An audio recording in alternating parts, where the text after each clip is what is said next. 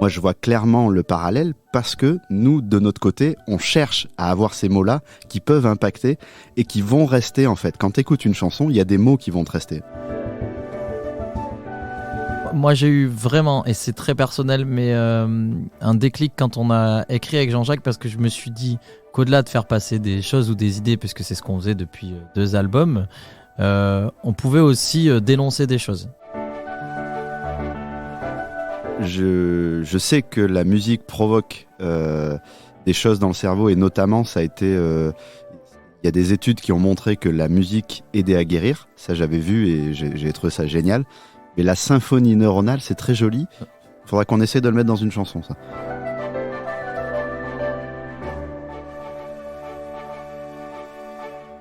Bonjour, soyez les bienvenus sur Toucher du doigt la santé, le podcast autour des soins, du bien-être et de la santé. Je m'appelle Antoine Lacouturière. Ancien sportif de haut niveau, j'exerce l'ostéopathie et la sophrologie depuis 10 ans maintenant. À travers la rencontre d'invités passionnés par leur métier, je vous propose de partager avec vous des questionnements sur le fonctionnement du corps humain et les nombreuses manières d'en prendre soin. Aujourd'hui, nous rencontrons les 3 cafés gourmands. Avec plus de 300 millions de vues sur YouTube, un album triple disque de platine et un 4e album en cours de création, nous avons le grand plaisir d'accueillir Jérémy et Sébastien. Je vous propose de faire des liens entre la musique, qui est présente à différents moments de nos quotidiens, le bien-être et la santé, à travers la vie d'artistes de ces garçons passionnés. Cet épisode inédit est enregistré dans les studios de Flash FM que nous saluons. Comme vous allez l'entendre, l'ambiance était joyeuse. J'espère que vous prendrez du plaisir à découvrir les différents effets de la musique dans nos cerveaux, nos corps et nos vies. Je vous invite à nous rejoindre sur les réseaux Toucher du doigt la santé pour nous faire part de vos retours, échanger ensemble et partager l'ambiance, les coulisses du podcast. Je vous souhaite une très belle écoute. Bonjour les garçons. Bonjour. Ce que je vous propose de faire pour celles et ceux qui vous connaissent peut-être pas encore, c'est une petite présentation.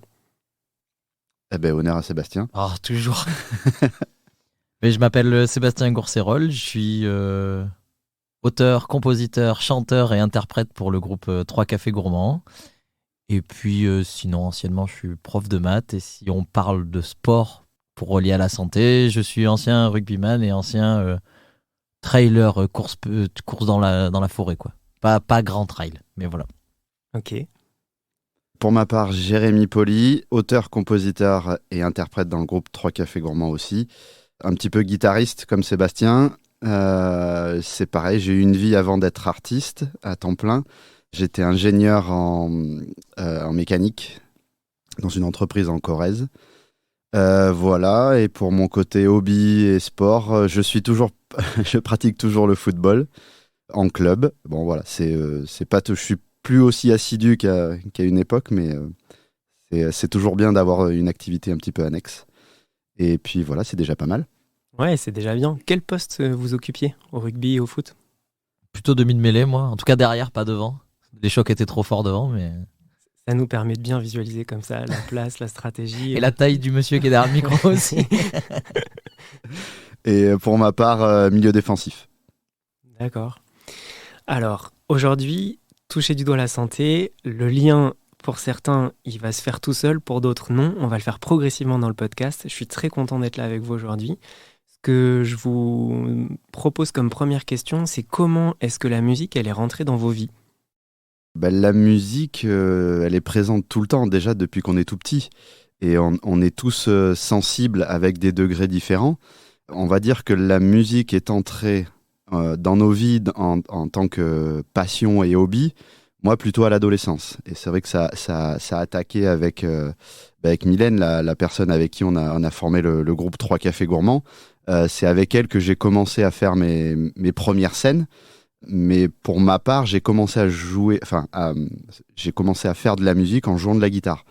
Et ça, c'est arrivé vraiment à l'adolescence. Ma mère était pareil, chanteuse et guitariste. Elle avait donc la guitare qui traînait à la maison. Et c'est là où j'ai commencé à lui piquer sa guitare pour essayer de m'y mettre.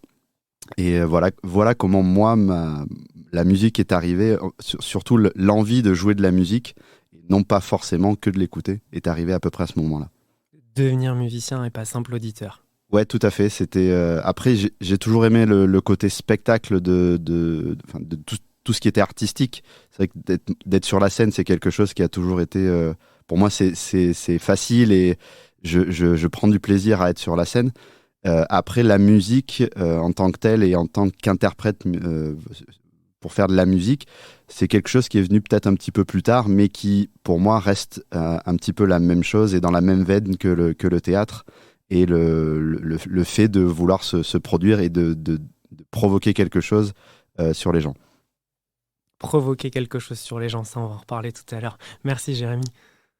Alors, moi, la musique, comme tout un chacun, je pense qu'elle était en moi. Et puis, depuis qu'on est petit, on nous fait écouter de la musique, on nous fait taper dans les mains. Et je pense que j'avais potentiellement une affinité avec ça. J'ai, grâce à ma famille et notamment à mes parents, écouté beaucoup de musique quand j'étais petit.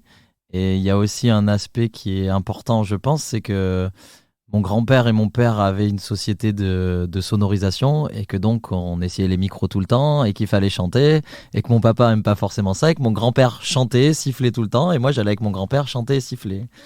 Et j'ai un souvenir à 4 ans, la fête foraine à Lubersac, d'aller chanter et de gagner les tickets de manège et de me faire applaudir.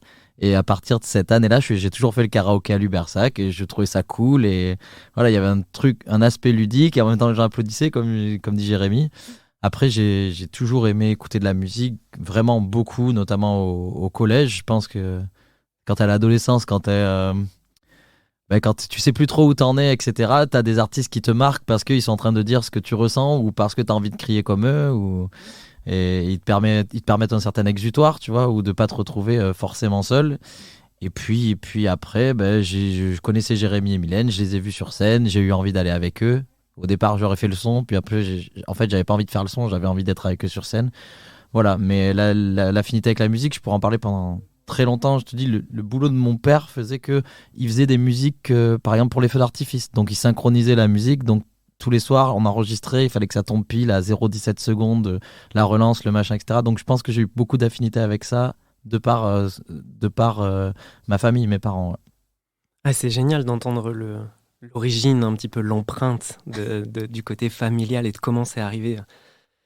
C'est quelque chose qui est présent dans la vie de beaucoup de gens depuis longtemps. En préparant le podcast, je me suis dit, mais depuis la naissance, même avant, dans les chants, jusqu'à très longtemps dans la vie, j'étais curieux de voir comment est-ce que vous aviez géré ça. Ce que je vous propose de faire, c'est pour celles et ceux, une nouvelle fois, qui connaissent pas le monde de la musique, qu'est-ce que c'est vos vies d'artistes ? Un petit peu l'anatomie d'une semaine type. Qu'est-ce que c'est une semaine type dans vos vies d'artistes épanouis aujourd'hui ? Triple disque de platine, vous avez un certain nombre de distinctions, 300 millions de vues YouTube. Incroyable, bravo les garçons. Aujourd'hui, qu'est-ce que c'est votre journée, votre anatomie type un petit peu ? Tu veux la journée ou tu veux la semaine ? Parce que les deux. Déjà, on va prendre par exemple la dernière semaine entre guillemets qu'on a vécue. On part les soirs en concert par le train, donc on arrive au tourbus, on prend un tourbus, on voyage la nuit, on arrive sur une date, on chante le soir, on rechante sur une autre date, etc. On rentre à la maison, potentiellement au bout de 2-3 jours, et puis le lendemain on repart en studio parce qu'il faut aller préparer un prochain album, donc on n'a pas un rythme où on se lève à 8h le matin et on se couche à 20h le soir ou à 22h. Ça, c'est pas possible du tout. C'est contraire à notre métier. On est souvent sur les routes. Et après, chacun, on est tout le temps les uns sur les autres, en fait, parce qu'on est 16 sur la tournée, parce qu'on est 2 dans le studio en permanence, voire 3. Donc après, chacun a son petit rythme aussi, ses petites habitudes. Chacun a besoin de s'isoler, mais il faut comprendre qu'on vit pas tout seul. On a fait le choix d'être un groupe et forcément on n'est pas tout seul. On n'est jamais tout seul. Et même je pense que ça nous fait drôle. Là ça va nous faire drôle dans une semaine quand on va se retrouver tout seul. Et donc pour finir la semaine, si je te dis qu'on a commencé par 2-3 dates de concert, on est allé en studio, on est rentré un jour chez nous et aujourd'hui on s'est redéplacé pour venir enregistrer ce podcast. Donc on s'arrête pas forcément. Beaucoup de mouvements, tous ensemble et des petits moments isolés. Des petits moments isolés en famille et après avec les familles que l'on a et qui sont différentes. Moi je suis en train de vivre la fatigue d'être papa depuis 1 an et demi. Jérémy l'a vécu mais c'était il y a 6 ans. et où il y a 5 ans, et en fait on le vit pas de la même façon non plus. Moi je me rends compte de la fatigue que pouvait avoir Jérémy il y a 4-5 ans, du décalage que ça pouvait créer. Du coup j'essaye de pas prendre ça comme une excuse non plus aujourd'hui, tu vois. J'essaye de me dire Je c'est vois bon, bien. en fait les autres sont passés par là, écoute, t'es pas le premier, tu seras pas le dernier. Voilà, il y a aucune semaine type. Si on déplie sur une année, on pourra en parler pendant des heures, on pourra pas te dire ce que c'est la semaine type d'un des membres de 3 Cafés Gourmands. Génial, ça me va bien. Tu vois, l'idée, c'était un petit peu de se représenter au-delà des chiffres qui sont... ils parlent d'eux-mêmes, de se dire, il y a la partie sur scène, il y a la partie audio, il y a la partie radio qu'on entend, qu'on imagine, et puis il y a le reste que vous nous racontez, ce parcours-là dans le bus. On imagine bien l'équipe qui se déplace, l'ambiance de ça. Ouais. Tu veux rajouter quelque chose, Jérémy ? Non, rajouter que en fait on vit un peu en décalé des gens parce que nous en fait on part travailler souvent en fin de semaine, donc le jeudi ou le vendredi, et on rentre chez nous soit le dimanche matin, soit le lundi matin. Et voilà, et c'est vrai qu'il y a un gros décalage par rapport aux gens de notre famille ou des gens qui travaillent et qui ont un rythme entre guillemets classique. Mais voilà, c'est dire que expliquer aux gens que en fait nous c'est notre travail, pour eux c'est un plaisir de venir nous voir, et que ce décalage là est assez difficile à expliquer à des gens parce que en fait tant qu'on l'a pas vécu, et nous c'est vrai qu'on a mis un peu de temps à s'y faire, parce que quand on a commencé à se mettre à plein temps dans la carrière musicale, et ben en fait on est passé, donc Sébastien était prof de maths, moi j'étais ingénieur dans une boîte, on est passé du jour au lendemain quasiment à un rythme différent, et ça a été extrêmement difficile pour le corps, pour l'esprit, pour l'entourage, et vraiment pour nous, parce qu'en fait c'est quelque chose qui est extrêmement difficile à appréhender, parce que aller faire la fête un peu un week-end par-ci par-là, ça va, on va récupérer, mais en fait quand c'est tous les week-ends pendant un mois intensément, je peux vous garantir qu'au bout d'un mois on se dit ouais, là faut que ça s'arrête et il faut qu'on reprenne un rythme un peu classique. Merci pour ça. Ça me permet de faire une transition sur un point que tu viens d'évoquer, la corporalité, le corps. Comment est-ce que vous gérez votre santé à vous, c'est-à-dire pour pouvoir performer sur scène, pour pouvoir transmettre cette énergie importante au public? Comment est-ce que c'est pour vous la gestion corporelle, la gestion de l'énergie, la santé entre guillemets, ce mélange-là? Moi personnellement, j'ai très vite compris en tournée que si j'allais pas courir un peu, si j'allais pas m'aérer, si je restais au lit, ça marchait pas. Et je l'ai vu notamment sur les Zéniths où j'avais 3 fois plus d'énergie que sur le début de la tournée avant, parce que le début de la tournée avant, j'arrivais pas à dormir dans le tourbus, donc tu dors le matin quand le tourbus il est arrêté, et en fait tu te décales, etc. Et j'ai très vite compris qu'en allant prendre l'air, en allant courir, même si tu dors moins, physiquement sur scène, t'es beaucoup mieux. Et je le ressens d'autant plus aujourd'hui, parce qu'aujourd'hui j'ai entre guillemets pas le temps. Alors on a toujours le temps, mais j'ai pas le temps, je prends pas le temps de faire ces choses-là, et parce que je suis plus fatigué à la maison et je suis plus fatigué sur scène, et j'enchaîne moins bien les chansons, je respire moins bien. On a la chance d'être 3, donc à des moments j'enlève, tu vois, tu te permets de pas dire la phrase là, et c'est bon, tu repars. Mais ça me manque. Au début j'avais géré comme ça, et il y avait aussi un autre aspect, c'est je me suis vite rendu compte que j'étais beaucoup moins malade parce que je prenais des compléments, tu sais, un peu de propolis, du pollen, le machin, etc. Et donc chaque année maintenant, avant l'hiver et pendant l'hiver, je me fais 2 cures. Et j'avoue que je passe à peu près au travers de toutes ces maladies, de toutes les choses qui, avec la fatigue, seraient plus faciles à assimiler. Tu prends soin de toi avec ces petits outils-là, et le fait de faire du sport, d'aller t'aérer et finalement de prendre conscience du rythme et de l'importance. Je prends soin de moi en 30 secondes sur ce qu'on s'est dit. Par contre, le reste du temps, je prends pas du tout soin de moi. C'est-à-dire qu'à côté de ça, il faut bien imaginer que comme un sportif, quand il sort du terrain, je bois une bière, mais j'en bois pas qu'une. Que je vais quand même au restaurant parce que quand t'as un tout petit peu de temps, tu vois, tu peux y aller. Un être humain, quoi. Ouais, tu restes un être exactement, humain. Exactement. Faut pas croire que je suis... Enfin, mais les gens le savent, on n'est pas... Des enfants de croix, comme on dit, on n'est pas. Vous le dites dans une de vos exemplaire. chansons, je crois. Oui. Et c'est bien dit comme ça. La respiration. Jérémy, je te donne la parole après pour toi, mais ce qu'il vient de dire, ça a fait tilt pour moi sur le côté sophrologie. Dans les podcasts précédents, la respiration, la chanson, le fait de dire que tu prenais une phrase pour récupérer, ça fait partie des choses que j'ai envie de vous poser comme question. Quand j'ai écouté vos toutes premières chansons et quand j'écoute aujourd'hui, le sentiment que j'ai, la sensation, c'est aussi que la voix, elle a évolué. J'imagine que vous l'avez travaillé. Ça fait partie de l'évolution de la question. Alors, si on va parler du côté, cordes vocales, réellement, si on rentre là-dedans, il faut savoir que les cordes vocales évoluent parce que c'est un muscle. Et donc, vu qu'on est dans la santé, donc forcément, un muscle, on sait que si on l'entraîne, eh ben, il va mieux travailler, ça va être plus facile, donc les cordes vocales plus elles sont entraînées, moins elles vont être stressées. Et en fait, c'est ça qui donne qu'on a ce qu'on appelle le grain de voix. C'est qu'une fois que c'est travaillé, ce grain de voix, il va s'affiner. On va commencer à vraiment avoir un grain typique. C'est comme ça qu'on arrive à reconnaître les gens. Et donc cette voix-là, elle est travaillée. Alors c'est vrai qu'au début avec Seb, nous, on n'a pas du tout fait de coaching vocal, de cours de chant et tout ça. Et c'est vrai qu'au début, quand on a commencé la carrière, enchaîner les concerts, c'était extrêmement difficile pour nous parce que on n'était pas entraîné. Pareil, c'est comme si on allait. En fait, nous, ce qui nous est arrivé, c'est que du jour au lendemain, on partait faire un marathon et on n'avait jamais couru avant. Et ça, c'est quelque chose. C'est pareil. On apprend en faisant. Et clairement, ce qui s'est passé donc sur les premiers temps, c'est qu'en fait, on commençait à perdre ce grain de voix parce que les cordes vocales se fatiguaient très vite. On avait la voix qui s'éraillait. On avait toutes ces petites choses qu'on a tous connues un jour en ayant fait la fête ou en n'ayant pas bien dormi. On a vu que ça avait une influence sur les cordes vocales. Et plus on s'entraîne, plus c'est facile et plus on arrive à enchaîner facilement. Sans forcément faire attention, parce que maintenant ça devient inconscient pour nous. Mais au début, quand en fait quand on avait exactement le même rythme de vie que de ce qu'on connaissait d'avant, c'est-à-dire pas forcément bien dormir, boire de l'alcool, pas forcément bien manger. Et en fait, on s'est rendu compte que toutes ces choses-là, si on va dans l'excès ou si on fait pas attention, de suite, on peut le payer sur la voix. Ça a été vraiment très clair. Et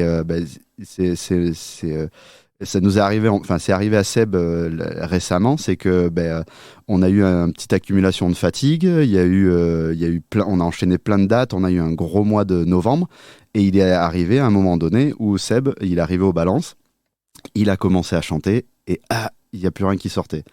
Donc on a beau s'entraîner. On a beau faire ce qu'il faut, au bout d'un moment, des fois, on peut arriver à avoir une blessure. C'est exactement comme ça qu'on voit les choses sur les cordes vocales, parce que c'est un muscle, et nous, c'est notre muscle, et c'est notre outil de travail.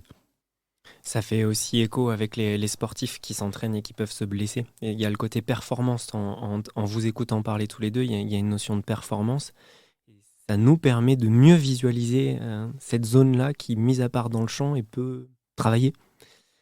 Il y a un côté aussi échauffement dont Jérémy n'a pas parlé, mais moi j'ai vu une prof de chant très très récemment à cause de cette perte de voix et clairement elle me dit mais pour que tu, contrairement à ce que beaucoup disent, pour que tu saches t'échauffer ou pour que il faudrait que tu aies une technique, et moi j'ai pas forcément de technique vocale parce que c'était pas mon métier en fait, et donc tant que j'aurais pas travaillé ma technique vocale pendant 2-3 ans, déjà trouver un échauffement qui ira qui te corresponde à toi, qui me corresponde à moi, à part travailler un peu le souffle, ça oui, et évidemment je l'ai fait après, mais ce qui va se passer moi, c'est si je m'échauffe tout seul sans une personne qui s'y connaît vraiment, je fais le contraire de ce qu'il faut. C'est-à-dire que moi, je suis sûr de me péter 10 minutes après avoir commencé le concert. Donc en fait, à part me dire travaille ton souffle, voilà, mais elle m'a dit surtout ne fais rien d'autre parce que tu vas faire le contraire.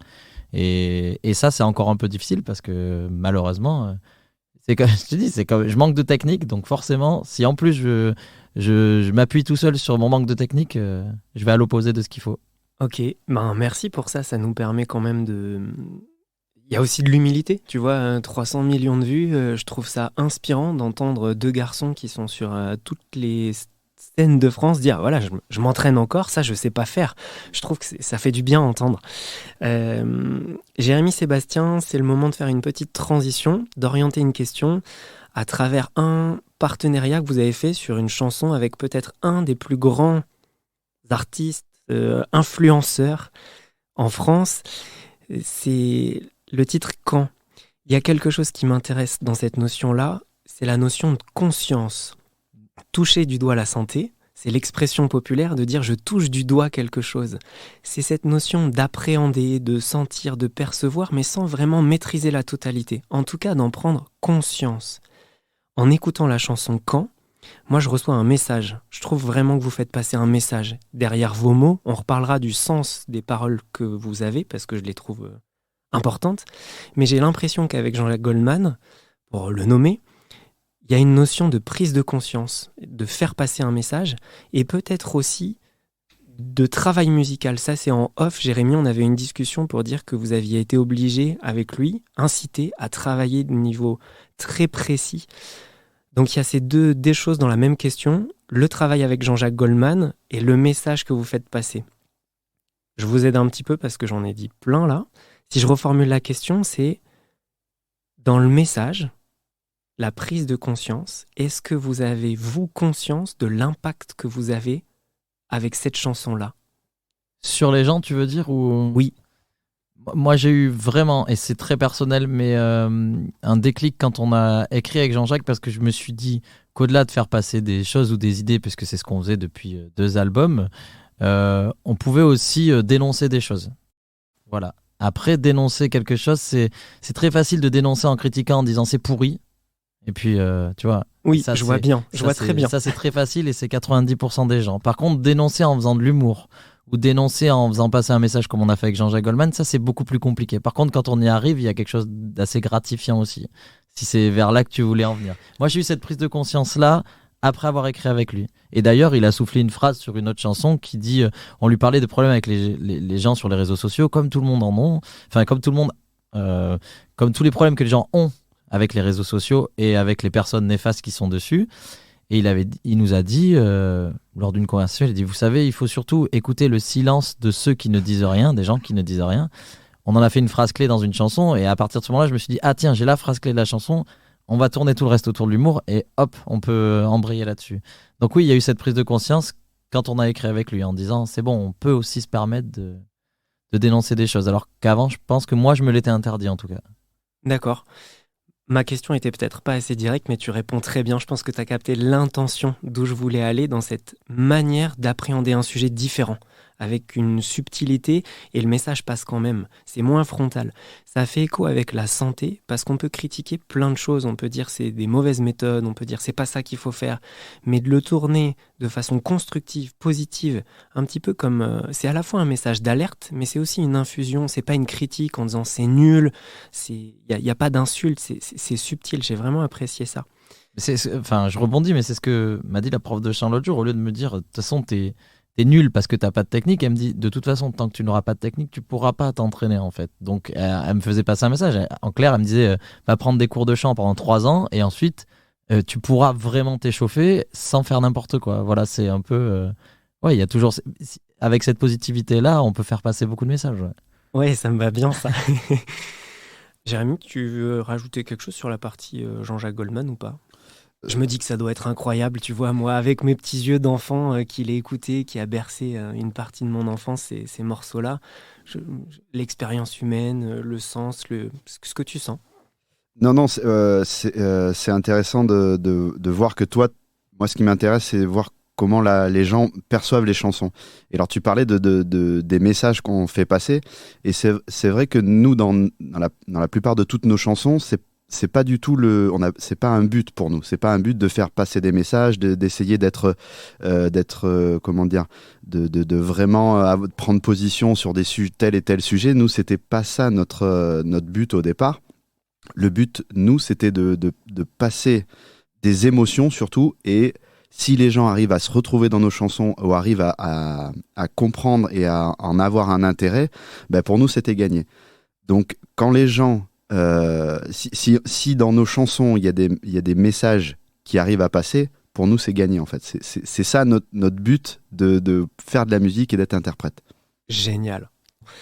Ça me donne envie de vous partager une expérience scientifique. Allons-y. Ouais, c'est parti. Oui. Ok, allez, je vous partage ça. En fait, d'un point de vue neurophysiologique, les mots ont un impact. Là, on vient de parler des émotions. On va en reparler tout à l'heure parce que quand même, c'est ce que vous arrivez à faire avec des chansons. Il se passe un paquet de choses dans le système nerveux des êtres humains qui écoutent vos chansons. Il y a une partie qui est inconsciente, émotionnelle, il y a une réaction. Il y a la partie sens des mots. Et c'est vers ça que je vous propose d'aller, le sens des mots. Il y a quelques années, c'est en 2017 et c'est en France, alors un petit coup de patriotique, comme je crois que ça résonnera pour certains. Allez les Bleus. 2017, ex-Marseille, c'est un groupe de chercheurs qui se dit, tiens, je vais proposer à un groupe de patients de lire ou d'entendre des mots. Et ils analysent la taille des pupilles. C'est-à-dire que... La dilatation, exactement. Ils vont projeter des mots, même intensité lumineuse dans la pièce, aucun autre changement, et on projette des mots. Vous êtes prêts ? Mots soleil, lumière. Au moment où il y a ces mots-là, on étudie la taille de la réaction de la pupille. Qu'est-ce qui se passe à votre avis ? Elle grandit, je sais pas, elle est contente. Elle doit pas se fermer, non, à mon avis, mais... Alors, t'as raison, elle a une réaction. C'est-à-dire qu'elle va s'adapter et se dire, là, pour le coup, elle rétrécit quand il y a beaucoup de lumière, mais c'est la même idée, c'est-à-dire qu'elle s'adapte, elle s'accommode. Et à l'inverse, nuit, sombre, qu'est-ce qui se passe ? Du coup, elle grandit. Exactement. Est-ce que vous imaginez ça ? C'est-à-dire que l'intensité lumineuse de la pièce n'a absolument pas changé. Les personnes qui lisent ou entendent le mot, juste l'entendent. Instinctivement, automatiquement, par réflexe, la taille des pupilles change. Il y a une particularité. Le muscle qui gère ça, c'est un muscle lisse. C'est-à-dire que c'est un muscle qui est inconscient. Vous ne pouvez pas le contrôler. Vous n'avez pas d'action sur ça. C'est génial. Qu'est-ce que ça vous fait d'entendre ça ? Moi, j'arrive à faire le parallèle parce que quand on compose des chansons, tu parles de l'intensité des mots et c'est vrai que pour nous, quand on écrit, on y fait extrêmement attention à ça. Et des fois, on se prend la tête. Alors, c'est marrant parce ça fait 3 jours là, qu'on était en studio avant de venir ici et on écrivait. Donc là, on est en plein dedans. Et des fois, on se prend la tête pendant 10-15 minutes sur une phrase parce que on veut avoir le bon mot qui va bien au bon moment. Et nous, en fait, c'est un peu l'inverse. C'est-à-dire que on va essayer de prendre le bon mot pour faire réagir les gens ou pour que ce mot-là ait un peu plus d'intensité. Ça, c'est quelque chose qu'on essaye de chercher à faire dans nos chansons. Et donc, quand tu parles de cette étude-là, moi, je vois clairement le parallèle parce que nous, de notre côté, on cherche à avoir ces mots-là qui peuvent impacter et qui vont rester, en fait. Quand tu écoutes une chanson, il y a des mots qui vont te rester. Parce que tu peux pas retenir tous les mots d'une chanson. Par contre, tu vas retenir des mots. Moi, je suis très sensible à ça. C'est quand Sem me fait écouter ses chansons, quand il compose les premières fois, moi, j'ai toujours des mots qui me restent en tête. Et je lui redis souvent ça. Je sais pas si tu te rappelles. Je lui dis souvent, moi, j'ai ce mot-là qui m'a impacté dans ta chanson. Et donc, clairement, si moi, ça m'impacte, ça va impacter d'autres gens. Et c'est quelque chose qui va rester. Et moi, c'est ce que j'appelle une image. Une image dans la chanson. Il y a ça. Alors nous, on a un autre souci, c'est que le problème, c'est qu'il y a des mots qui peuvent impacter, mais qui à enchaîner avec d'autres mots sont impossibles. Et du coup, et c'est là où les discussions deviennent longues parce que tu peux pas faire tu vois, à un moment en chantant, c'est pas beau. Il y a ici ce côté-là, il faut que ça reste élégant derrière. Malgré ça, je dis ça parce que malgré tout, il y a par exemple le mot cathéter qui a été placé dans une chanson que les gens doivent potentiellement connaître. Et je pense même que là, tu vois, pour ceux qui connaissent la chanson, on a les mots qui viennent juste avant. Moi, j'ai le département qui vient. Voilà. Mais du coup, tu te dis, le mot n'est pas joli. Vraiment, parce que le mot n'est pas joli. Le mot n'est pas facile à chanter. Je ne sais pas pourquoi ce mot est arrivé là. Le seul problème, c'est qu'à tout le monde, ça a parlé. Et en fait, je pense que et ça va au-delà du mot, je pense que c'est le groupe de mots qui a été avec, en fait. Et c'est l'intention du truc, c'est pas forcément que le mot, tu vois. Ah oui, donc, je vois très bien. Est-ce que dans l'étude, ils se sont dit, Je sais pas, est-ce qu'ils ont essayé plusieurs mots à la suite ou est-ce qu'ils ont essayé cet enchaînement de mots? Parce que ça, c'est important aussi, en fait. Alors, en 2017, l'étude, elle est simple, elle est en France et c'est ça. Et en 2019, il y a eu d'autres études à Oxford, on change, d'autres chercheurs, ils valident ce qui a déjà été fait et ils sont en train de le chercher en ce moment sur d'autres langues, des groupes de mots, et comment est-ce que ça s'associe? Mais en fait, c'est quand même complexe d'un point de vue neurophysiologie. Là, on est resté sur la taille des pupilles, c'est objectivable et c'est facile à voir. Ça permet quand même, je fais une petite pause, de dire que, qu'on le veuille ou pas, le mot qui est prononcé, il fait réagir jusqu'à la taille des yeux, ok ? Ouais. On parlera peut-être tout à l'heure de quand ça nous prend aux tripes ou quand ça fait battre notre cœur et tout le panel d'émotions. Mais d'un point de vue neurophysiologique, boum, l'impact. C'est une bonne question, peut-être qu'on peut leur souffler, les chercheurs qui nous c'était écoutent. pour toi, pour que tu fasses une recherche, justement, parce que comme tu t'ennuies la semaine, Ouais, je vais rajouter ça. à ton petit planning. Merci Sébastien. Ça me permet de faire la transition, ce que tu dis, sur l'image entre les différents éléments qu'on vient d'aborder. La taille de la pupille, ça s'appelle mydriase myosis pour les plus scientifiques qui écoutent. Et sur le cortex occipital. C'est des mots un peu bizarres, mais pour faire simple, dans le cerveau, on a différentes aires, différentes zones. Et chaque aire, chaque zone a des fonctions principales dédiées. Vous, bien sûr, il y a l'audition. Et là, je vous parle de l'aire occipitale. L'aire occipitale, c'est l'aire visuelle. C'est-à-dire que ce que tu disais un petit peu à l'instant, l'image et la succession, la chorèse en cathéter, et ben l'image qui vient, elle est traitée dans l'arrière du crâne. Et un des pouvoirs incroyables de la musique, on pourra laisser magique, c'est qu'une simple écoute, elle déclenche une symphonie neuronale. J'ai trouvé ça plutôt joli. Ouais. Symphonie neuronale. Vous connaissiez ça ? Pas du tout. Pas du tout. Moi, je sais que la musique provoque des choses dans le cerveau et notamment, ça a été... Il y a des études qui ont montré que la musique aidait à guérir. Ça, j'avais vu et j'ai trouvé ça génial. Mais la symphonie neuronale, c'est très joli. Il faudra qu'on essaie de le mettre dans une chanson, ça.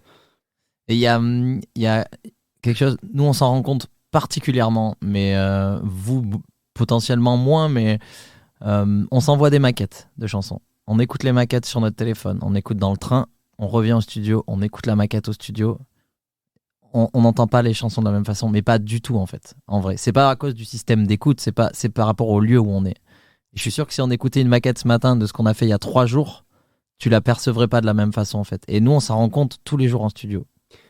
Tu peux nous préciser ça ? Ce que j'entends, c'est que l'ambiance dans laquelle tu l'écoutes, ça influence ta perception, c'est ça que tu veux dire ? Complètement. Et même le monsieur avec qui on était en studio là, à Stafford, nous disait... Ouais, ça c'est une chanson, je l'écoute quand je suis en train le soir de boire un déca ou quand je me fais un petit verre de vin avant de manger. Mais à aucun moment c'est une chanson que je vais écouter par exemple quand je vais rentrer dans ma voiture, etc. Parce que j'aurais pas du tout la même... je sais pas, je serais pas prêt à entendre la chanson de la même façon en fait. Ou alors si je l'écoute dans ma voiture, de toute façon je vais changer de chanson puisqu'elle est pas faite pour ça en fait. C'est pas le bon moment. C'est pas le bon moment. Et nous quand on s'envoie des maquettes, des fois c'est peut-être pas forcément le bon moment pour l'écouter ou on n'est pas dans les bonnes dispositions, ou la chanson, elle a été pensée par l'autre et elle a été pensée, on va pas si loin, on se dit pas, celle-là je vais la penser en train de boire un verre de Bordeaux après, tu vois, mais... Et de rouge plutôt. De rouge plutôt, mais en tout cas, le lieu est important aussi. La situation dans laquelle t'es est importante aussi en fait. On parle de Bordeaux et de rouge. On apprécie d'autres vins. Mais je crois que ça va faire sens avec les œnologues, les sommeliers. Il y a quelques temps dans le podcast, on était avec des grands monsieur de la restauration française.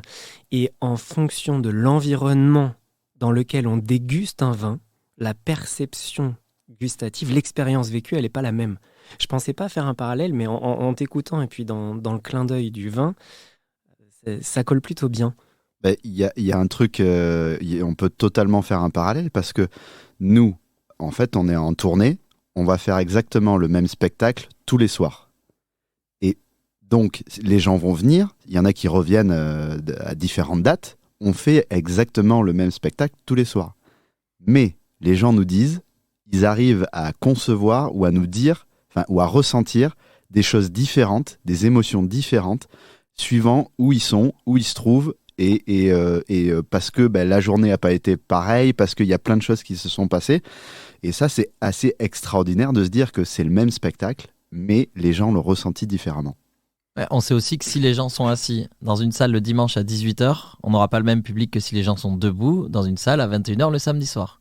Et les chansons ne fonctionneront pas de la même façon. C'est ça qui est extraordinaire. Génial. C'est ça qui est extraordinaire dans notre métier, c'est qu'on a beau faire la même chose tous les soirs ça va être différent. Et comment est-ce que vous le percevez ? Là, on imagine le public, typiquement assis le dimanche soir avec papy, mamie, les petits bouts, et lundi, il faut aller au boulot, ou le samedi avec des copains et j'ai toute la nuit, pas la même ambiance, pas la même perspective. Vous, de l'autre côté, comment est-ce que c'est pour vous ? L'été, tu l'anticipes. C'est les festivals, les gens sont debout, ils sont là généralement pour danser, machin et tout, sauf un ou deux festivals qu'on a fait où les gens étaient assis parce que c'était le principe du festival, etc. Mais déjà, ça, tu l'anticipes. T'évites de mettre des chansons calmes ou qui parlent de déchirure ou de machin quand les gens sont debout et ont envie de bouger, tu vois. Maintenant, malheureusement, c'est un challenge aussi tous les soirs et se dire cette chanson elle colle pas du tout à la salle où je suis, pas du tout avec le public que j'ai en face. Voilà, je relève le challenge quoi. Je perds 45-0, est-ce que je peux au moins mettre 7 points pour tu vois, garder la face Non, mais il y a tout un truc comme ça, c'est vrai. Hein, où des fois, on sort de scène à la 5e chanson, on se dit, tu vois, on va boire un coup, on se dit, ce soir, ça va être chaud. Et en fait, c'est le plus beau concert, tu vois, derrière, parce qu'en fait, on s'est pas rendu compte, mais on a conditionné les gens sur les 4-5 premiers morceaux et ils étaient hyper attentifs et ça leur a permis de se lâcher. Enfin, il y a tout un plein de choses. Beaucoup de choses ouais, sur ça. Toujours les émotions, nous, parce que on est quand même dans un podcast de la santé, et de faire des parallèles sur les perceptions, les émotions et tout ça, c'est extraordinaire de poser des questions aux gens, en fait, après le concert, et leur demander comment ils ont ressenti les choses. Qu'est-ce qu'ils ont retenu. Et ça, c'est quelque chose, moi j'adore faire ça, et j'adore leur demander aussi si c'est la première fois qu'ils sont venus, quelle est leur consommation musicale, pour justement voir qui on touche, comment ça les touche, et parce que moi, ça va me nourrir derrière, et j'aime avoir ce ressenti-là des gens. C'est intéressant d'entendre ça, d'entendre votre perception après. J'imagine que après le concert, l'état émotionnel, l'état chimique, les battements du cœur, c'est pas les mêmes. Je reviens sur un point tout à l'heure que tu évoquais, Jérémy, sur les études qui guérissent. Alors, pour les professionnels de santé qui écoutent, comme d'habitude dans le podcast, un des fils rouges, c'est de dire on a besoin des professionnels de santé, notamment pour gérer la maladie. Et dans ces moments-là, c'est eux les plus compétents. Mais on oublie souvent la prévention et on oublie aussi d'autres paramètres. Et c'est le cœur de mon intention avec vous aujourd'hui, c'était de dire comment est-ce que la musique, elle peut nous aider. J'ai une question à vous poser et je vous propose de répondre cash, ce qui vous vient simplement. C'est cash depuis le début, j'ai l'impression. Qu'est-ce que c'est la santé pour vous ? Cash. Ah, ils se défilent, tu sais. Qu'est-ce que c'est la santé pour moi ? C'est c'est de faire attention à moi et c'est le sommeil, c'est-à-dire l'inverse de la vie que je suis en train de mener aujourd'hui. Vraiment. La santé, le sport et le sommeil, tout ça c'est lié pour moi et vraiment c'est l'inverse de ma vie aujourd'hui. Très authentique et on entend le papa dans les confidences en le papa, le mec qui aime profiter de la vie aussi. Moi, je peux aller plus loin. Je peux parler de moi. J'ai énormément de cholestérol et depuis que je suis tout petit et c'est de famille, etc., etc. J'ai déjà essayé la prévention par les médicaments, ça fonctionne pas forcément à part me changer mon attitude à moi parce que quand on prend un médicament, forcément, il y a tout le temps et c'est pas vrai qu'il y a pas de c'est ça, d'effets secondaires en vrai, parce qu'il y a tout le temps on prend un autre truc, donc forcément il y a des effets secondaires. Aujourd'hui je prends plus rien, je me sens mieux et du coup évidemment j'en profite, je sais que je vais le payer un jour, j'en suis conscient à 300%. Tu vois, Ouais, j'entends. Merci pour l'honnêteté cette transparence là, cash. Merci Sébastien. Jérémy, la santé pour toi ? Pour moi la santé c'est au quotidien, c'est des petits gestes, c'est des petites intentions. Mais clairement, comme Sébastien, je suis un épicurien. Alors, ce que j'essaye de faire, c'est que j'essaye de partager mes semaines en essayant d'être à peu près raisonnable la semaine. Et le week-end, c'est vrai que quand on est en tournée ou quand on est beaucoup en déplacement, donc forcément, on va manger au restaurant ou on va manger ce qu'on appelle, nous, les catering, donc c'est la cantine, quoi. En fait, quand on arrive sur une date, en principe, c'est un buffet à volonté et on mange. Et donc, d'essayer de faire attention à ça. Mais clairement, voilà, il faut pas s'empêcher de vivre.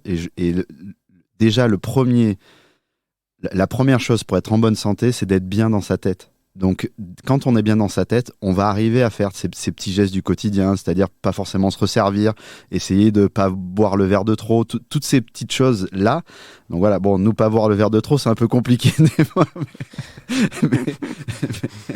Mais voilà, c'est toutes ces petites choses qui font que la santé, c'est ça. C'est des petits efforts quotidiens. Voilà, des petits efforts quotidiens qui nous permettent de peut-être un petit peu dépasser les limites à un certain moment.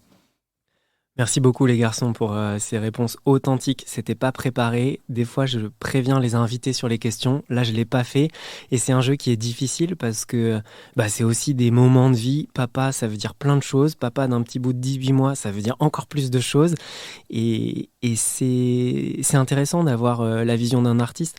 Je crois aussi que la complémentarité, la complicité qui transpire là, en vous regardant tous les deux aujourd'hui, en partageant le moment, votre côté festif, épicurien, tu disais, joyeux, ça fait du bien aux gens. Il n'y a pas besoin d'être parfait.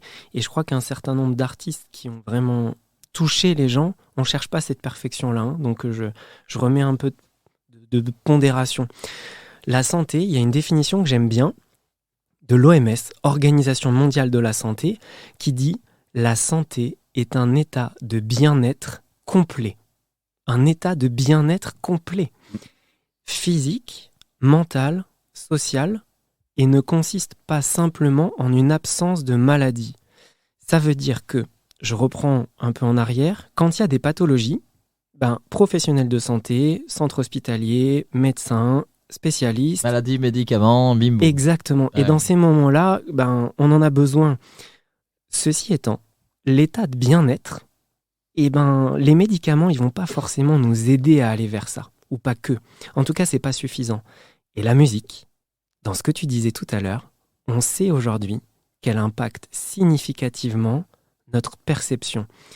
Il y a beaucoup d'études qui ont été faites. L'Organisation mondiale de la santé, la même qui propose cette définition qui est complète, un état de bien-être. C'est quand même rigolo de retrouver dans ce podcast Toucher du doigt la santé, la définition bien-être au cœur même de la santé. Vous faites du bien aux gens. Là, on vient de parler des gens qui viennent vous voir sur scène pour l'avoir vécu. Et récemment, un concert, tout le monde à la banane. En sortant, les gens, il y en a qui ont pleuré sur des chansons tristes, les quelques-unes, et il y en a qui touchent. Vous avez des chansons qui sont profondes en émotion, qui dénoncent des choses difficiles. Et au-delà de ces messages émotionnels, les gens, ils ont vécu un moment de bien-être. Vous voyez où je veux en venir sur les liens possibles ? Oui. Ok, je continue un tout petit peu sur les publications. Donc, l'Organisation mondiale de la santé, en 2023, elle a fait une méta-analyse de 900 études, ce qui commence à faire quelques dizaines de milliers de patients. Est-ce que vous avez une idée de la quantité de paramètres objectifs que vous touchez simplement en écoutant de la musique ? Dans le cerveau, genre tu veux dire les neurones ou c'est quoi que t'appelles les paramètres ? C'est qu'est-ce qui se passe dans le corps qui est objectivable. Tu vois, par exemple... tu peux avoir les frissons sur les bras, tu veux dire ? Tu peux te mettre à pleurer ? Ah ouais, là on est plutôt sur le côté émotionnel. Ça, Okay. c'est qu'est-ce qui se passe comme émotion. Mais qu'est-ce qui est objectivable, qui va faire du bien aux gens ? Je vous guide un peu. Par exemple, quand tu fais du sport, tu sécrètes des endorphines. Ouais. Ça fait du bien. Oui. Quand on fait quelque chose qu'on aime, il y a de la dopaminergique, le plaisir, la récompense. D'accord ? Pour la musique, non, je voulais chercher un peu d'ailleurs. Là, vous m'aviez dit en off, tu vas voir, moi, je vous pose une question. Alors, qu'est-ce qu'il peut y avoir ? J'ai pas ciblé jusqu'au bout la question en fait. C'est ça, j'ai pas compris où je suis pas allé. Avec la simple écoute de la musique, Ouais. Qu'est-ce que vous touchez chez les gens ? Qu'est-ce que vous améliorez significativement, prouvé par des études scientifiques ? Moi, je pense qu'en fait, ça fait intervenir tout ce que tu nous as dit là, juste avant. Là. Il y a de la dopamine, il y a du bien-être, il y a du stress en moins, il y a comment dire, un relâchement des muscles, tout ça. Ça, c'est quelque chose. Mais moi, j'avais halluciné j'avais vu une étude ou lu des choses là-dessus. C'est que la musique, si on n'en écoute pas, on est forcément déprimé. Si un jour on interdit aux gens d'écouter de la musique, les gens vont forcément tomber en dépression. C'est des fréquences, c'est le fait d'écouter de certaines fréquences qui fait que on a toutes ces émotions-là. Et, bon, j'ai pas tout dit, je pense, mais j'en ai combien, 2 ou 3 sur le... T'en as plusieurs. Et Sébastien aussi, quand tu disais les frissons, c'est une réaction en fait du système nerveux. C'est une question qui est difficile et c'est aussi pour ça que je suis content que vous soyez dans le podcast. Si je vous pose des questions sur le nombre d'écoutes, les artistes, les références, bah, c'est vous les experts et moi je vais être moins... On n'est pas là pour ça. Non, dans mon élément.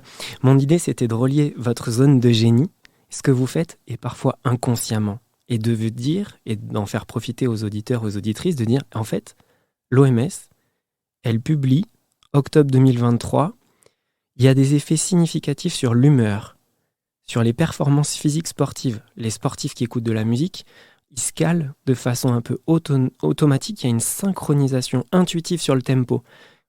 Il y a un souci d'ailleurs pour les coureurs, enfin moi j'en avais fait partie, c'est un gros souci. Alors, ceux qui sortent en courant à pied, ils se calent sur le tempo et ils accélèrent exactement. leur cadence. Et s'ils font du long, ils sont complètement perdus. Exactement. D'ailleurs, dans le choix des tempos en fonction de l'entraînement que tu as à faire, je pratique aussi un peu de trail, si tu es trop haut, la musique malgré toi elle te fait accélérer et c'est inconscient. Ouais. Donc on a un impact sur la perception de l'effort.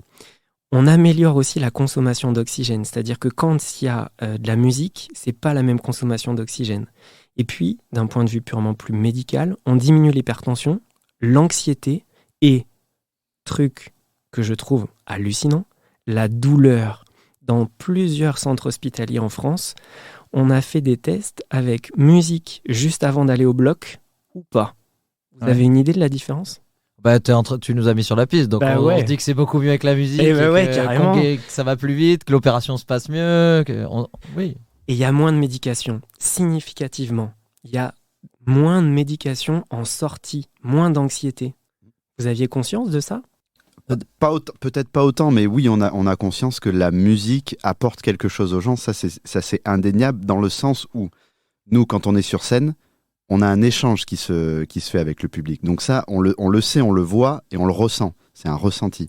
Et c'est quelque chose d'assez extraordinaire parce que, comme on en parlait tout à l'heure, il y a des moments où il y a des soirées où on va avoir un ressenti différent. Peut-être pas, on sent que le public est pas là pour l'instant. Et ça peut évoluer suivant la soirée. Et ça, c'est extrêmement intéressant dans le sens où, au début, on voit que des fois, le public, il est pas réceptif. Il n'est pas là, il y a pas d'échange. Tu sens pas ce lien-là, cette alliance-là. Exactement. Et nous, notre travail, parce que maintenant c'est devenu notre travail, mais c'est avant tout un plaisir, c'est d'aller chercher ces gens-là parce que nous, on sait le bienfait que ça peut donner aux gens d'être dans un état limite un peu second, à essayer d'être attentif sur tout ce qui se passe sur scène, parce qu'il se passe énormément de choses, parce que tu as tous les sens qui se mettent en éveil. Tu as la vue, même l'odorat, parce qu'il y a une odeur de salle, c'est quelque chose d'assez caractéristique, odeur de scène. Les oreilles, il y a tout ça qui fait que les gens sont limite un peu habités par tout ça, parce qu'il y a les vibrations des basses, de la musique qui pénètrent à l'intérieur.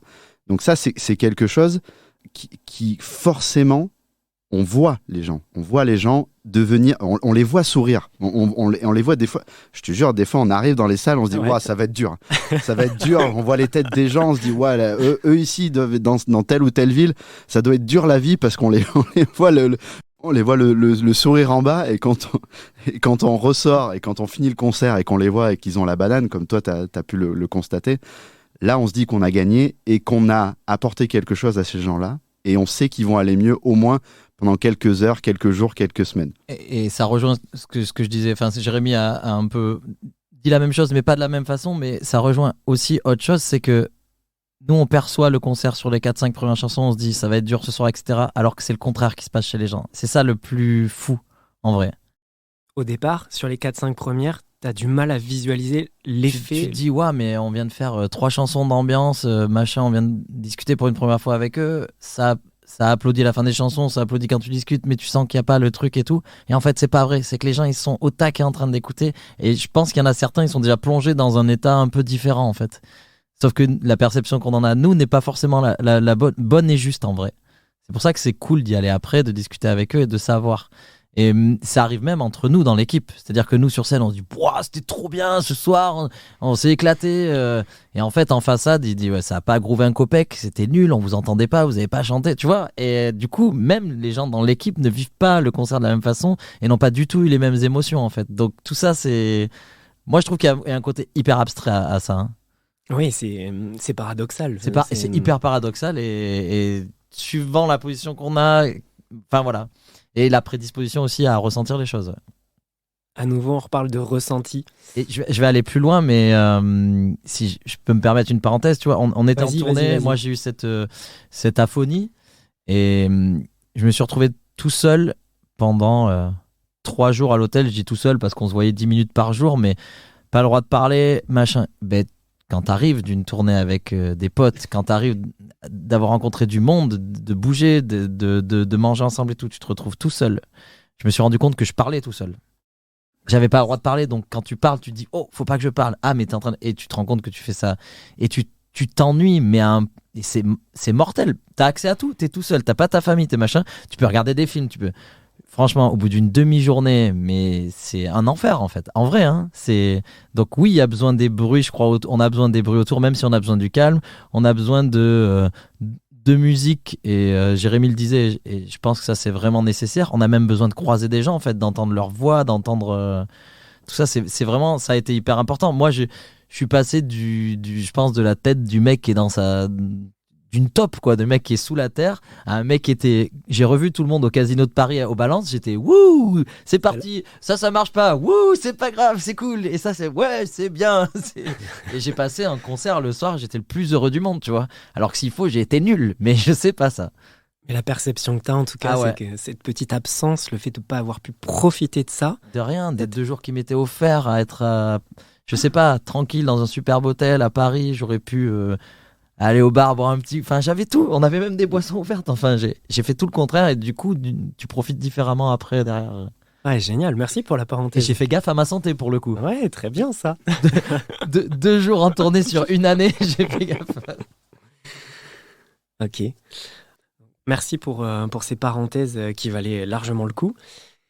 Il y a un phénomène qu'on appelle la contagion émotionnelle. En vous écoutant parler, j'ai l'impression qu'on est un petit peu là-dedans. En off, on s'est dit qu'on faisait du sport, même à l'antenne tout à l'heure. Il y a des études, encore une fois, les études pour les scientifiques, mais dans le ressenti, on va coupler les deux, qui ont été faites récemment sur l'impact du stade, le fait d'aller au stade, voir une équipe qu'on aime. Vous voyez ça ? Ouais. Il y a un but. À ce moment-là, il y a dans une séquence temporelle que tout le monde vit en même temps. Et en fait, je trouve qu'on peut faire le parallèle avec vos concerts. C'est-à-dire, dans le même instant, vous racontez une chanson qui touche les gens et ils vivent la même émotion en même temps. Et quand tu les interroges à ce moment-là, il y a une cohésion sociale qui est plus grande. On parle de contagion émotionnelle un petit peu. Est-ce que ça, vous le captez sur scène quand ça se passe ? Ouais, tu sens que ça arrive. Oui, Tu le quand sens ? même. Oh ouais. Comment tu le sens ? Comment tu le sens, Sébastien ? Qu'est-ce que tu as comme... Je sais pas, c'est un échange, mais quand tu leur dis allez, vas-y, maintenant, tu vois, je sais pas exactement les termes qu'on utilise parce que ça change, mais et tu sens que ça applaudit. Et tu dis encore. Et là, bam, bam, là, tu te dis, waouh, là, tu prends autant de claques qu'eux sont en train de prendre. Et même, t'es avec eux, en fait. T'es au milieu du truc, tu vois, il n'y a plus de le chanteur, le machin, il y a plus un ça, nous. en fait. Ouais, c'est un nous. Ça, oui, on le sent forcément. Franchement, après, je sais pas où allait exactement ta question, mais. La contagion émotionnelle. La contagion émotionnelle, ouais. là, elle y est. Ouais. Dans ces moments-là, elle y est vraiment, tu vois. Moi, je l'ai pas de l'autre côté en mais tant elle y est aussi de façon inconsciente pour nous, parce que nos musiciens arrivent à faire des trucs. Et ça, on s'en rend compte, parce qu'il y a même des passages où nous, on chante pas. Et les musiciens, la guitare électrique, la guitare manouche, le violon, le machin, direct, ça leur met des claques, ou ils s'y attendent pas. Et même, nous, on n'est pas acteurs de ce truc-là, en fait. Si, on a dit on aimerait bien tel musicien, mais ça s'arrête là. Dans l'équipe, il y a aussi ce rôle-là de la musique. Est-ce que parfois les gens se lèvent pour danser ? Parce que là, on parlait des concerts assis, j'imagine que c'est moins opportun, mais dans les concerts où la danse est possible, comment vous voyez évoluer les gens ? Après, ça dépend des chansons, ça dépend de... Sur le concert en global, je crois. Ouais, sur le concert en global, tout va dépendre des chansons et tout va dépendre du rythme et notamment du côté rythmique. Et là, on va partir plutôt du côté de la batterie où c'est elle qui donne le rythme. Elle donne le rythme déjà en premier lieu à nous sur scène. Ça nous donne ce qu'on appelle le tempo. Et suivant le tempo, en fait, c'est ça qui va donner aux gens l'envie de bouger ou pas. On peut écouter 10 chansons. Sur les 10 chansons, il y en a peut-être que 2 ou 3 qui vont nous faire bouger. Et c'est ça qui est marrant de voir sur un concert parce qu'il y a des gens, ils vont pas forcément bouger au même moment.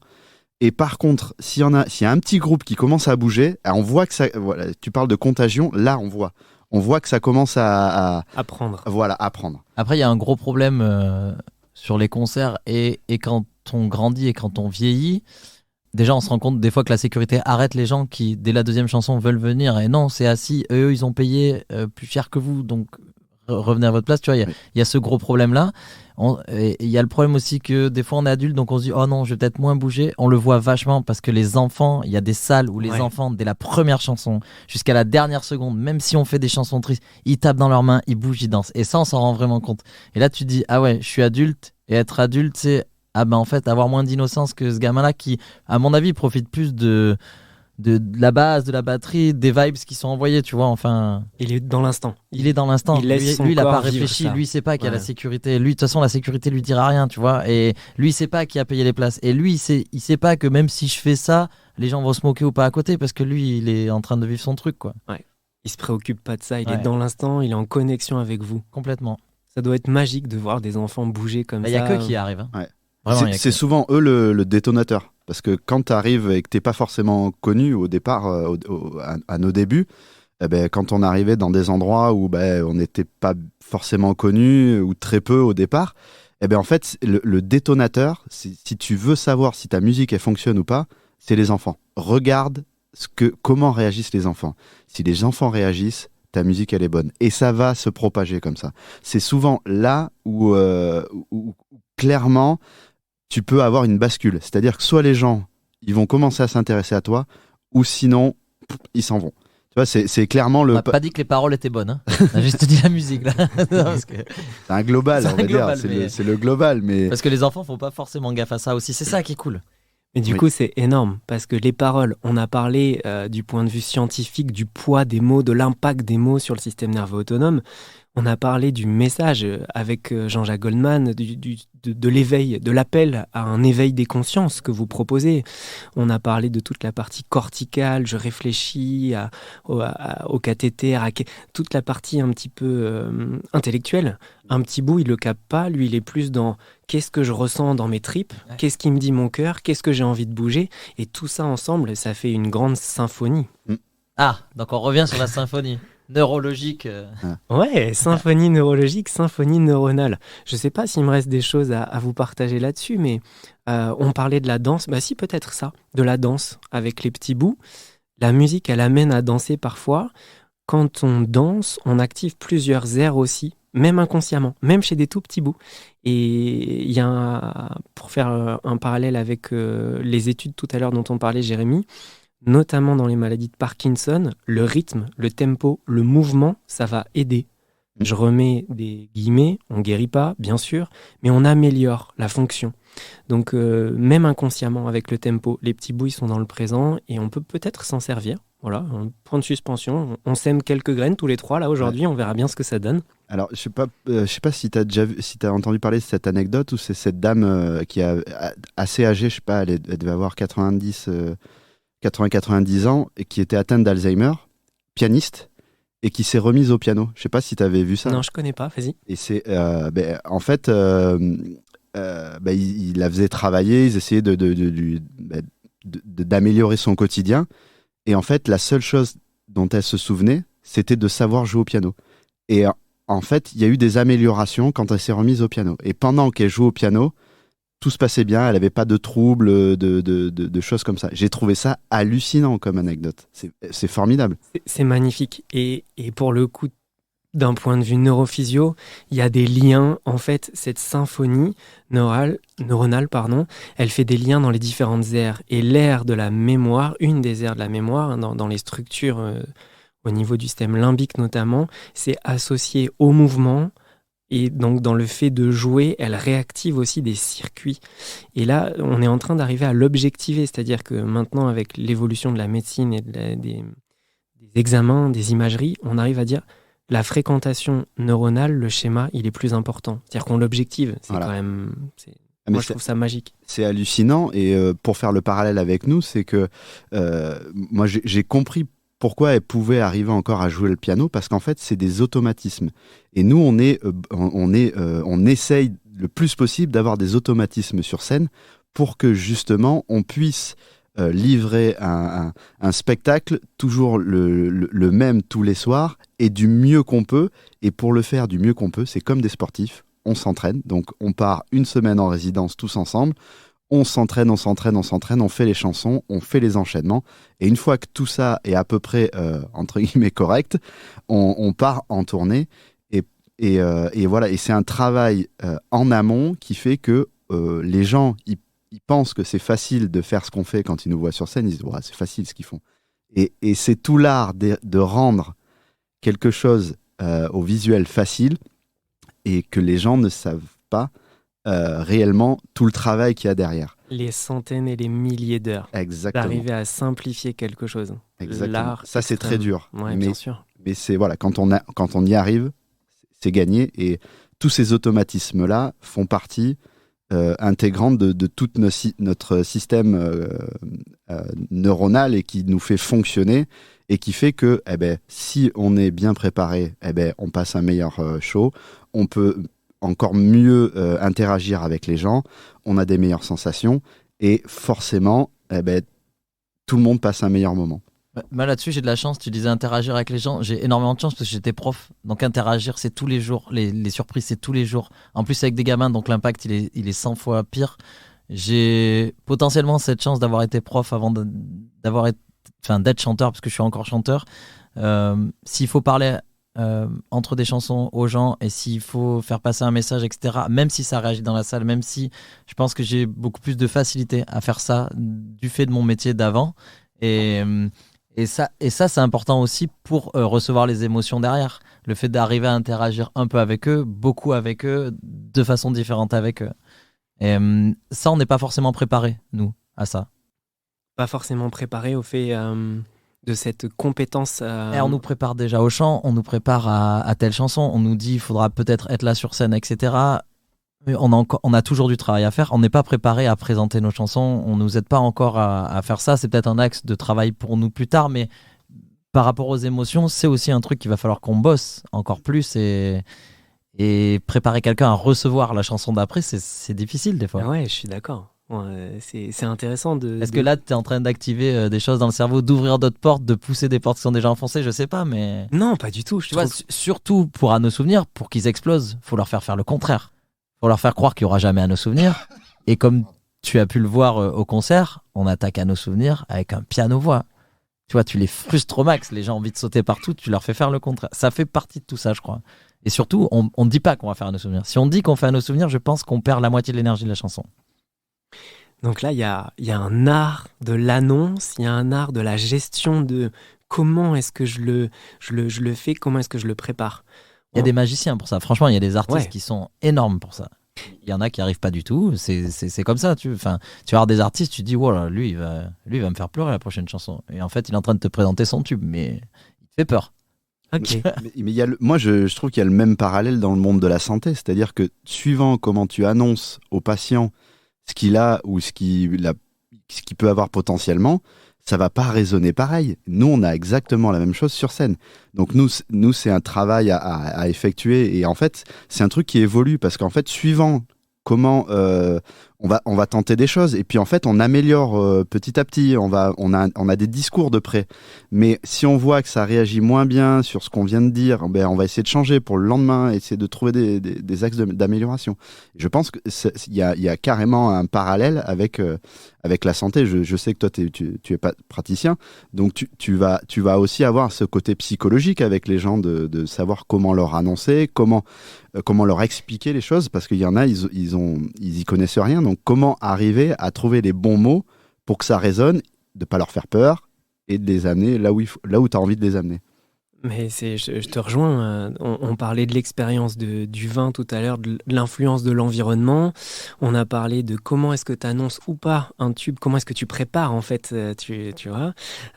Comment est-ce que tu annonces, là égoïstement, la sortie du podcast avec deux stars. Comment est-ce que tu prépares les gens ou pas. Enfin, à chaque fois, le travail qu'il y a en phase préparatoire, il va vraiment influencer, et notamment dans la santé, quand il y a des annonces. Moi, j'ai le beau rôle en ostéopathie, il n'y a pas d'annonces qui sont graves, c'est plutôt médical.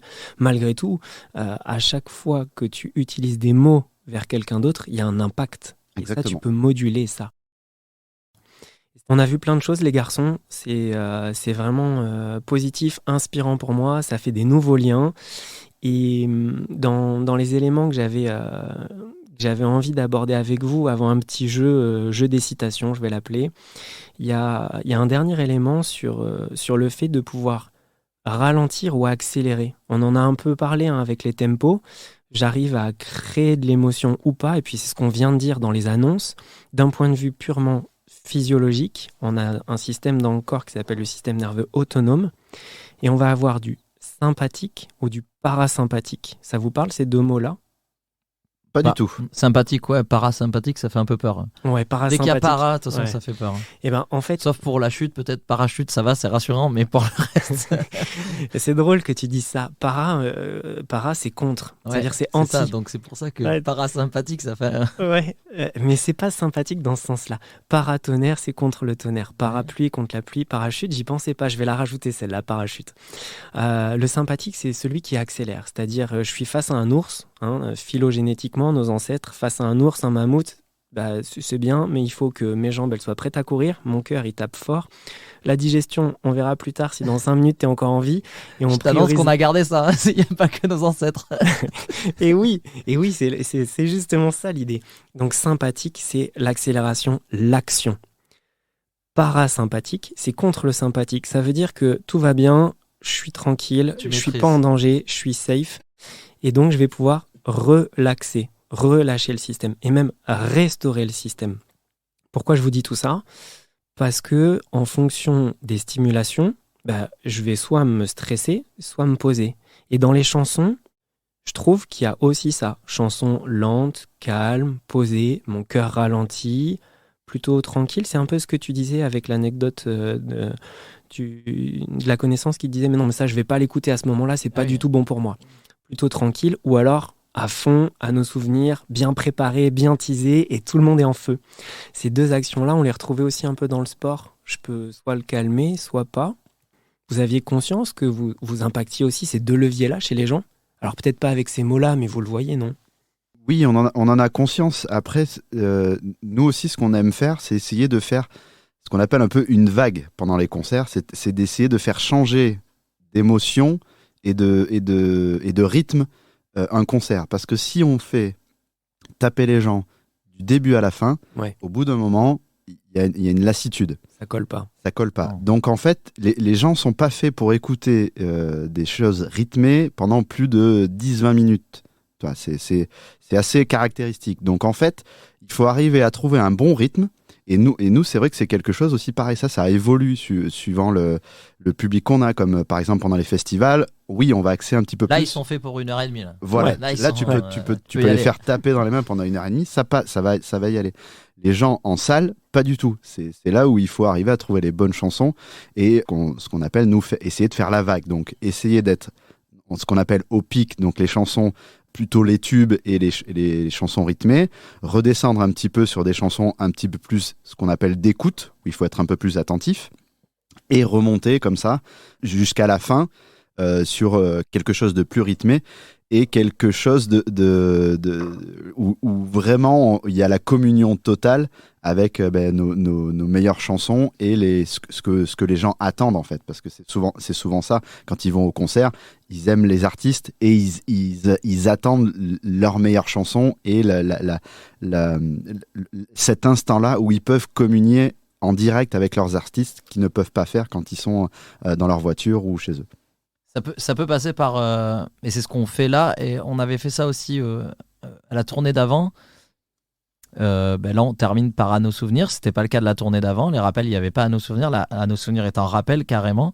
La chanson d'avant, c'est tout le contraire. C'est-à-dire que pendant 3 chansons, on les a fait se lever, taper dans les mains et tout, et on re-rentre sur scène pour les rappels, et on les met au calme, mais au calme de chez calme, tu vois. Et on fait limite un très beau moment, parce qu'on met le violon, on met de l'accordéon, on met un truc très calme, très posé.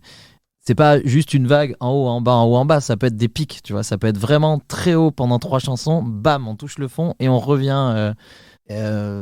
C'était pour compléter un peu ce qu'avait dit Jérémy par rapport à ça. Faut pas juste se dire que tout est lisse. Des fois, c'est très, au contraire, c'est très pointu et très. Non, mais ça nous permet vraiment d'appréhender la gestion d'autres compétences qu'on n'imagine pas dans ces régulations émotionnelles. Moi, je le vois avec les yeux anatomiques, mais dans cette maîtrise un petit peu sans mettre les mêmes mots que moi, de parasympathique, sympathique, de sens, de pas-sens, de je fais bouger, je fais danser, d'arriver à créer une ambiance qui va favoriser le bien-être, en fait, l'expérience hyper agréable. Et quelque part, c'est aussi un art d'arriver à gérer ça. Il n'y a pas que la gestion de la voix, des notes, il y a aussi l'art de vivre sur scène, et je crois que ça fait aussi partie des compétences que ce groupe-là vous avez. Il y a des artistes qui sont splendides à écouter juste posés dans un fauteuil, et puis il y en a où quand il va en concert, il se passe rien. Ouais. Et c'est pas le cas là. Enfin, en tout cas, je pense que pour les auditeurs... Parce qu'on est d'un groupe de scène et de 2 hyper bien entourés par des gros professionnels et qui ont compris qu'on était un groupe de scène et qu'il fallait vraiment travailler cet aspect-là aussi. Oui, c'est riche pour moi. J'ai une petite anecdote en off, en discutant avec Jérémy avant, sur une formule dans les moments de dédicace. Est-ce que tu te souviens d'une formulation que tu préconises aux gens qui est presque une ordonnance ? C'est d'une posologie, oui, tout à fait. Ah, tu me l'as volé, ça.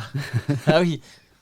C'est une posologie, c'est voilà, quand je demande comment s'est passé le concert aux gens, ils ont dit non mais j'adore, c'est super, j'écoute tout le temps. Je dis c'est très bien, matin, midi et soir, c'est parfait. Voilà, c'est ma posologie. Moi, je l'écrivais à la première tournée sur les albums, à écouter matin, midi et soir. Tu l'écrivais ? Ouais, j'ai dédicacé mes premiers albums comme ça, toute la première tournée. En me demandant, tiens, quand j'ai entendu ça, je me suis dit, mais c'est énorme. J'ai essayé de dessiner, tu vois, des médicaments, des notes de musique, de griffonner. Mais c'est beau, ça ? Pardon, c'est beau. Des médicaments avec des notes de musique, c'est pas très beau. Mais non, tu vois, de transformer matin, midi et soir, la posologie, ça transforme carrément l'ambiance.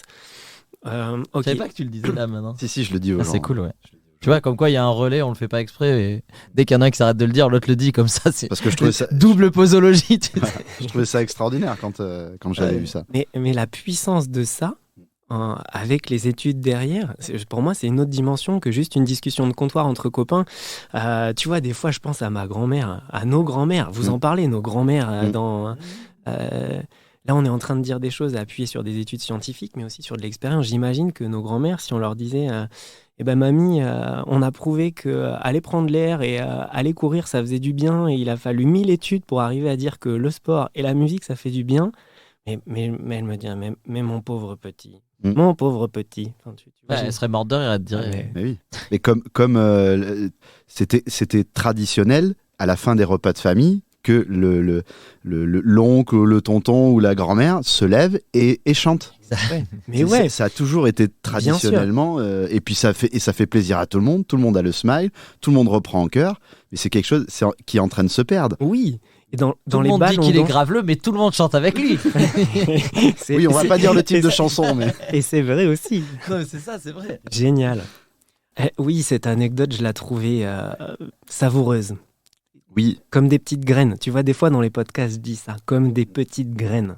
Et matin, midi et soir. Je vais aller plus loin que ça, puisqu'on en parle, et c'est vrai que j'en avais jamais parlé. Moi, j'avais arrêté de l'écrire parce que je me disais, c'est complètement bidon ce que tu es en train de décrire sur leur CD, tu vois. Mais non, c'est bidon énorme. ce truc-là. Tu pourras. T'imagines le mec, il a le souvenir. Je suis allé voir 3 cafés gourmands en concert, j'ai ramené un CD, il t'a dit quoi? À écouter matin. Je trouvais ça faisait j'avais un côté où je me disais putain, c'est hyper prétentieux. Ne leur mets pas ça. Et alors, est-ce que c'est différent maintenant? Si Jérémy leur dit qu'il ne l'écrit pas, je trouve que c'est bien. Tu vois, on est sur le bon équilibre. Tu vois, on est. Ok. Et moi, je laisse pas de traces. Je le dis, c'est tout.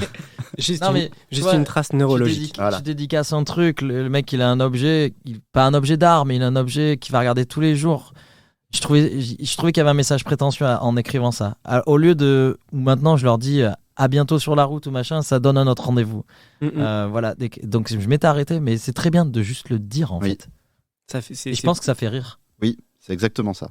Rire et peut-être même d'autres choses. Et ça impacte. Donc moi, je t'avais raconté cette anecdote en off, mais j'aimerais que tu vois la réaction qu'ont les gens quand je dis ça. Ah ouais. C'est du rire, du sourire, et tu vois, on parlait de contagion tout à l'heure. Ça c'est de la contagion. C'est-à-dire que ces petites anecdotes-là qu'on raconte à la fin des concerts, les gens, ils ont l'impression de vivre un moment privilégié avec toi. Et ce moment en plus, parce qu'ils ont passé un super moment au concert. Et là, ce petit plus, pour eux, c'était inespéré parce qu'on n'est pas censé faire ça, normalement. Bon, nous, c'est vrai qu'on aime aller au contact du public, mais d'avoir ce petit plus avec eux, qui est pour eux un extra, qui était pas... Parce qu'ils savent pas si... Un moment privilégié. Voilà, ils savent pas si tu vas venir. Ils savent pas s'il y aura cette possibilité-là. Et rien que de faire un petit peu d'humour, et notamment leur dire ça, mais en fait... ça va résonner en eux, parce que tous les jours de la semaine d'après, ils vont y penser. Dès qu'ils vont écouter ta musique, ils vont dire « Ah bah ouais, mais de toute façon, il m'avait dit matin, midi et soir, tu vois. » Et tu vas être bien, et ils vont avoir le smile pour ça. Et ça, c'est génial de pouvoir provoquer ça aux gens, c'est magique. Bravo les garçons, ça me donne envie franchement de dire bravo. En fait, vous êtes... T'as face à toi les 2 premiers médecins. Musicologues au monde. Eh ben, ça fait Parce qu'on fait des ordonnances sans avoir le droit. Ça fait une transition non imaginée, mais excellente. Hippocrate, il disait que ton premier médicament soit ton aliment. Ça, c'est Hippocrate et c'est l'alimentation. Mais en fait, en cherchant un peu, il y a des gens qui ont dit des trucs aussi importants sur la musique, et il y a un moment déjà. Je vous cite un médecin américain du 19e. Ok. Alors, j'ai des notes, là, c'est pas de tête. Il y en a de tête, mais là, non. Prends un bain de musique 1 à 2 fois par semaine pendant quelques années et tu verras que la musique est à l'âme ce que l'eau du bain est au corps. D'accord. Ok. Donc, on est au 19e. Tu verras que la musique est à l'âme ce que l'eau du bain est au corps. Mais prends un bain de musique 1 à 2 fois par semaine. C'est un médecin, d'accord? Olivier Wendell Holtz, docteur américain. Tu changes en sortant posologie, prendre un bain de musique. Un bain de musique. Je mettrai un bain de musique du coup. Ça alors, va claquer. Petit clin d'œil, dans le côté enfant et léger, il y a quelqu'un qui a dit « La musique mérite d'être la seconde langue obligatoire de toutes les écoles du monde. » Paul Carvel. Et il est toujours en vie, c'est un écrivain belge. Il y a des, comment ça s'appelle, des pays qui l'ont compris, hein. Ouais. Beaucoup plus que ce qu'on fait en France aujourd'hui, mais il y en a qui font des maths en chantant, enfin je veux dire. Bien sûr. Et d'ailleurs, je suis presque sûr qu'en termes d'air associatif, quand tu fais des maths pas que assis sur une feuille sans bouger, tu le retiens mieux. Ah oui. Toi, en tant que prof de maths, tu valides ça? Oui, je le faisais pas, mais je valide. Non, mais en France, t'es pas forcément dans des dispositions pour le faire, ou alors faut être dans un projet Montessori, un truc, et là t'es libre. Et t'es pas forcément. Même si quand tu fermes la porte, t'es libre de tout. Nouvelle petite graine pour une prochaine fois à essayer. Oui. Et j'en ai une autre d'un artiste, du coup, c'est Ben Harper en 2003 qui dit « Les personnes qui ne donnent pas une seule chance à la musique de changer le monde sont celles qui n'aiment pas la musique. » Qui n'aiment pas le monde, sûrement. Peut-être. Ça fait un peu solennel pour terminer, mais c'est... Merci, bonsoir. Merci, au revoir. Non, mais j'ai envie de rebondir, moi, sur cette dernière citation. C'est que, comme dans tous les domaines, il y a de la concurrence dans la musique. Et c'est vrai que nous, on a vu des artistes qui n'étaient pas forcément gentils avec nous quand on est arrivé dans ce milieu-là, dans le monde de l'industrie de la musique, vraiment là où on arrive à Paris, où on va dans les grandes maisons, dans les radios, à la télé, tout ça. On a croisé des artistes où on avait l'impression qu'on était en concurrence, alors que nous, on ne l'a jamais pris comme ça. Et pour nous, il y a de la place pour tout le monde. Parce que la musique, il y a tellement une diversité musicale qu'en fait, tout le monde peut arriver à avoir sa place là-dedans. Et quand on s'est rendu compte de ça, on s'est dit waouh, mais pourquoi en fait? Pourquoi les gens ils peuvent avoir cet état d'esprit-là, c'est-à-dire limite de te laisser de côté ou te dénigrer même limite parce que tu fais une musique populaire qui plaît aux gens. Et nous, on ne demandait rien à personne. C'est les gens qui nous ont amenés là. Et ça, c'est extraordinaire parce qu'en fait, quand on a subi quelques critiques des gens du métier, je veux dire.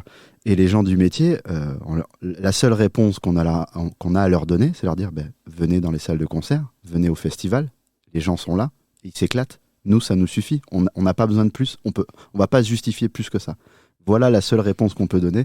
Et pour faire pour rebondir sur Ben Harper, oui, les gens qui n'aiment pas la musique, clairement, foncièrement, vont être mauvais. Mais personne dans ce monde n'aime pas la musique. C'est impossible de ne pas aimer la musique. On peut ne pas aimer un style de musique, on peut ne pas aimer des chanteurs, mais c'est impossible de ne pas aimer la musique. Pour moi, c'est inconcevable.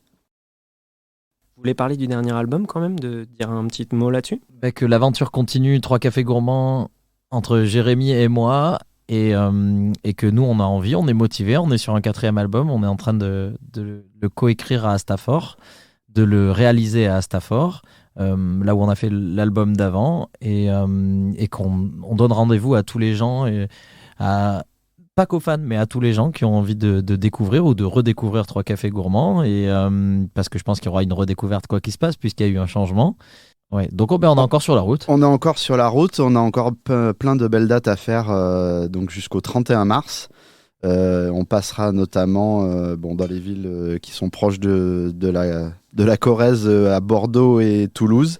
Après, sinon on sera un petit peu partout en France et il faut aller voir ça sur nos réseaux sociaux. Dans les grandes villes. Nantes, Lyon, tu le disais, Toulouse, Bordeaux. Voilà. On va même en Belgique. Un petit clin d'œil. Bah oui. Forcément, si un jour ton podcast s'exporte. Et puis je fais un petit clin d'œil à Pierre qui m'aide sur les publications des réseaux, qui est belge et qui m'aide à participer à ça. Et tu l'as déjà bien fait, mais je pense qu'on peut aussi remercier Flash FM de nous avoir reçus ici à Limoges dans des studios professionnels. Et du coup, ça se passe forcément mieux. Enfin, on aurait pu le faire au restaurant, il y aurait eu un peu plus de brouhaha autour de nous, mais... Tu as raison, c'est en introduction. Et c'est aussi ici, à la conclusion, c'est la première fois pour moi dans un studio pro. D'habitude, je me déplace un peu en mode nomade. Ça change l'ambiance.